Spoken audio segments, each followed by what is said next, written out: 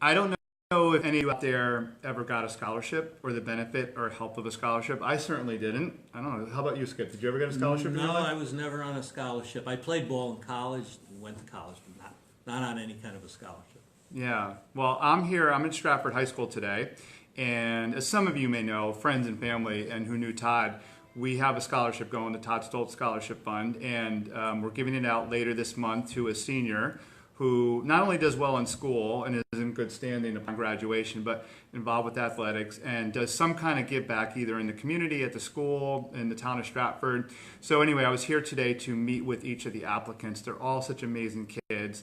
And I'm sitting right now with Skip Lance, a teacher, former teacher, but also current teacher. We'll talk a little bit about that. And I want to jump on camera for a few minutes to share a little bit about the value and the benefits of scholarships for graduating students at the high school level who are going on to further their education. And I wanted to ask you, Skip, thanks for joining me, by the way. Oh, well, You glad know, to be here. all your years of teaching, what's some of the value? So, of course, there's monetary support. But what's some of the value that you see when scholarships like Todd's and so many others here, what do they provide and afford for kids who are looking to continue to grow in their life and all that? Oh, well, they provide opportunities that students and families don't even realize it's there for them to have and to take advantage of. I've been involved in a few things in addition to working with Todd. I was Vicky Soto was one of my students at Worcester who was tragically killed at Sandy Hook, and I've been involved supporting the Vicky Soto Foundation too, and every year we're doing things to raise awareness, but also to raise money for kids that would have an opportunity to get a scholarship that otherwise might not. So Vicky, but she was one of your students? In seventh grade, yeah. Wow. Vicky graduated from here, but I had several members of the Soto family in seventh grade. Powerful. And right now, one of her relatives, Jim Wiltsey, started a 5K race in memory of her, and now it's just blossomed into raising like tens of thousands of dollars, if not more. And they have a Vicky Soto Foundation, which is now supporting school literacy. They're donating books back to the school community. Wow. It's really taken off. So that raises a good point. So the scholarship starts, and people like Vicky, and that was so many people. That was a national story, obviously. And even in Todd's case, where a very well-known teacher and well-liked teacher, a scholarship starts. But then it seems like, because I've seen what's happened with Todd's, it spawns off other things that just raise more awareness, build support, and bring people together, right? Absolutely. For those the younger students in Stratford that don't know who Todd was. Yeah, please share whatever you like. Yeah. Any opportunity I have in the classroom to talk about Todd and who he was, what he meant to the school community as both an educator and a coach, just raises awareness and it opens a kid's mind as to what effects people can have in their lifetime, on other people. What do you think? What was one of the things Todd? You knew Todd going back to when he started teaching, right? I did. I was a seventh grade language arts social studies teacher, and I had been asked to go through training to receive a signature. Never before. So literally there was nobody available to do it. I said, you know what, I'm going to try it. I haven't done it. Let me try it. And Todd was my student teacher. And the first time you don't know what to expect in terms of guidance, how much guidance you're going to have to give that student teacher, as support and all that, but it was very evident from the beginning that Todd was a teacher. This, I believe, was post 9/11, and Todd had a Middle East school project all ready to go in terms of research and everything.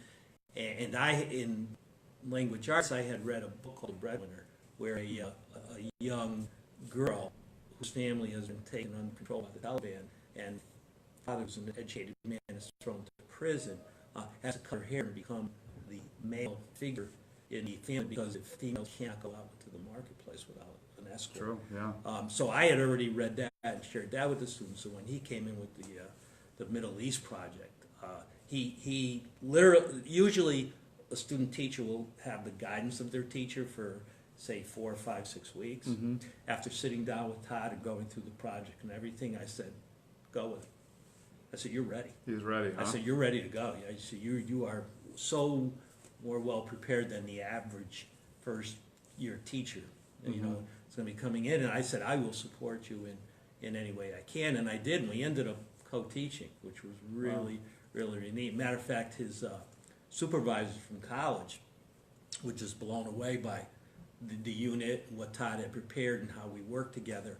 And just said, I remember him saying, your students are so much more well-educated on this topic of the Middle East than the average adult is walking around every day. So it was a great experience. He was into it and ready to go, Yeah, sounds like. He was ready, but you could tell he loved what he was doing, and I think he had that ability to transmit that to his students and get them interested in things too.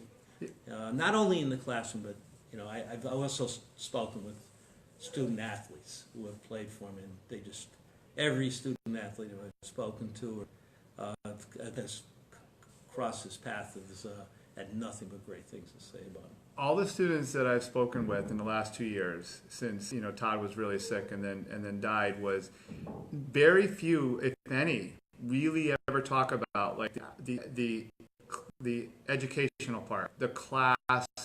They always talk about like a fun, life-based message or lesson from him, like having fun with him. A lot of students say that he really understood them, and he made them feel special. They very, very rarely ever say like, I learned this kind of lesson from Todd in the classroom. It's always about the life experience.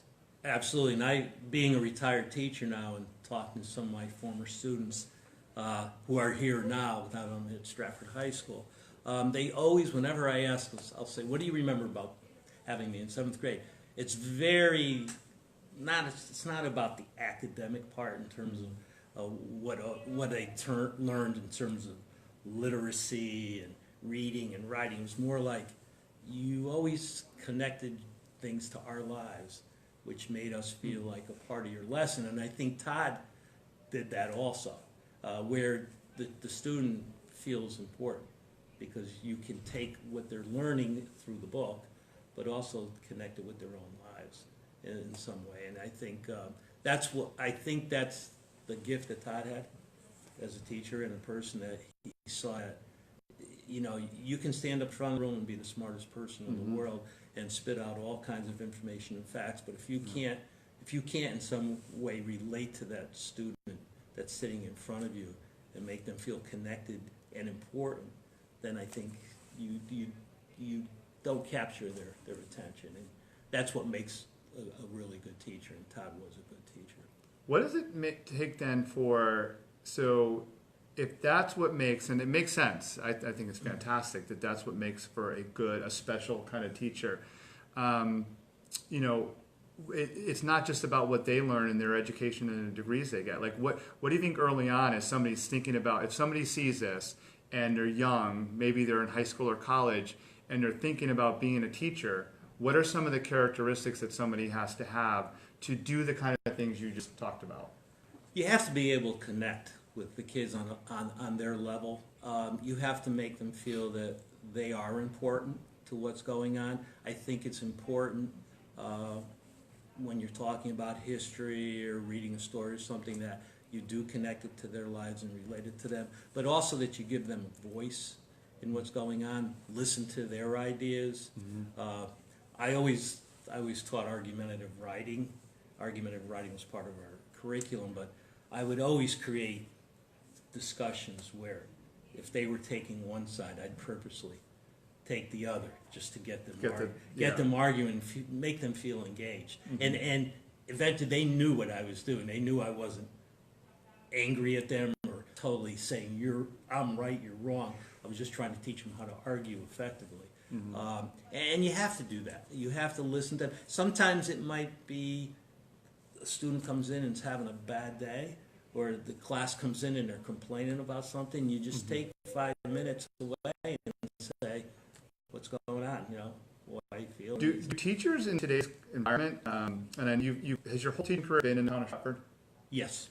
So in today's environment in teaching, and it's good because you've seen things evolve over time, are teachers afforded the opportunity to have that kind of one-on-one interaction multiple times throughout the day? Like, is it hard with your schedules, or like, how does that play out? You can still do it. The effective teachers still do that. I think what's happened, there's such a emphasis now placed on standardized testing and test results and test scores and things like that, that the opportunity isn't as affordable as it once was.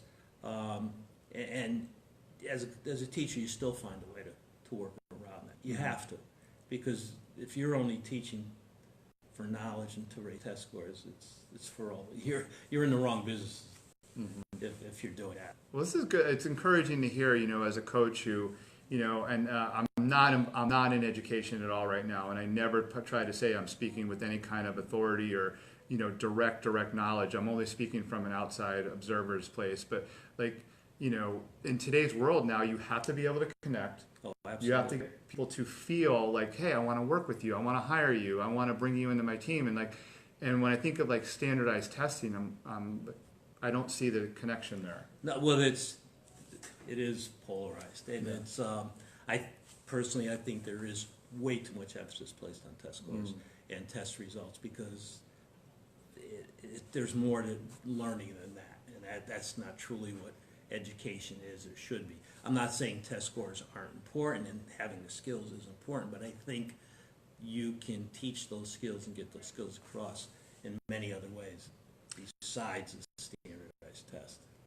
Well, let's wind down with this, and thanks for sharing some of that. You know, it's interesting always to learn and pick up a little bit of education from a teacher. I'll be on the spot with this last question, and we'll wind down with something about Todd. And you've already kind of alluded to these things, and it sounds like you're really good at connecting with students too. But what's one thing that you would say Todd taught you? What's one thing that you learned from being around Todd for however many years it was, that as a person or as a teacher or as a mentor, that really stuck with you? Well, I think really it was evident right from the start that Todd loved what he was doing, and he wanted his students to, in some way, try to connect with his love of subject, but also connect with him as a person too. And I think that was his strongest asset, that he was able to get down to the student's level and connect with them and make them feel important, whether it's their opinion or just giving them a chance to vent on something or trying to relate it. I think that was his, right from the start, you could see that was the kind of person he was. And a patient person. Very patient. I mean, Todd was a big man, you know, had a big presence, and we talked about his football days at Southern and all that, but he did not come across as a big man, if you know what I mean. Yep. He was very kind of soft-spoken, you know, with the kids, very gentle with the kids, not like raising his voice a lot or anything like that. They didn't come across as abrupt or anything. He was like a big teddy bear, you know, so to speak. Yep, we remember him that way too. He had his moments, but he was definitely more on the soft-spoken side. Well, Skip, this has been awesome. Thanks for sharing. I appreciate it. A lot of great perspective. It was my pleasure. Thanks.